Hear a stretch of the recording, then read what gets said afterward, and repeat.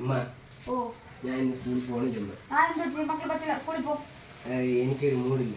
അമ്മയ്ക്ക് വയ്യാതിരിക്കുകയില്ലേ, ഞാൻ അമ്മയെ സഹായിക്കാം. എങ്ങനെ? അമ്മ ചോറും കറിയും മാത്രം വെച്ചാൽ മതി, ബാക്കിയുള്ള ജോലിയെല്ലാം ഞാൻ ചെയ്തോളാം.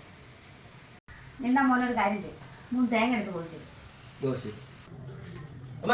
ഓ, തേങ്ങ മാത്രം പൊതിച്ചാൽ വേറെ എന്തൊക്കെ ജോലിയാണ് പറയട്ടാ? പിന്നെ അമ്മ പറ, ഞാനല്ലേ ഇവിടെ നിൽക്കുന്നത്. മക്കൾ ആദ്യം ചെയ്യേണ്ടത് എന്താ? പോയി യൂണിഫോം മാറ്റിയിട്ടിട്ട് വരണം.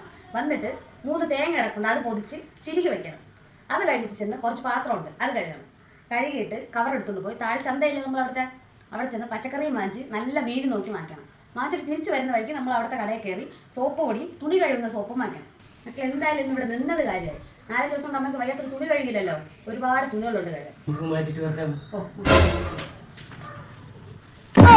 അമ്മ, ഞാൻ ഇപ്പോഴാണ് ഓർത്തത്, എനിക്ക് സ്കൂളിൽ പോയേ പറ്റുള്ളൂ അമ്മ, അത്യാവശ്യം. ഞാൻ വേറൊരു ദിവസം നമ്മളെ സഹായിക്കും.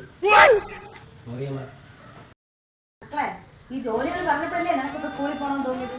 ഈ ജോലികളെല്ലാം ഞങ്ങൾ അമ്മമാർ ഡെയിലി ചെയ്യുന്ന ജോലികളാണ്. ഇത് കുറച്ചല്ലേ നിന്നോട് പറഞ്ഞോളൂ, ഇനിയുണ്ട് ഒരുപാട് ജോലികൾ. നിങ്ങൾ അച്ഛനും മക്കളൊക്കെ വിചാരിക്കുമെന്ന് പറഞ്ഞാൽ അമ്മമാർക്ക് എന്തെങ്കിലും ഒരു ചോറും കറിയും വെച്ചിട്ട് മൊബൈലിൽ നോക്കി TV കണ്ടിരിക്കുന്നതാണ് നിങ്ങളൊക്കെ വിചാരം.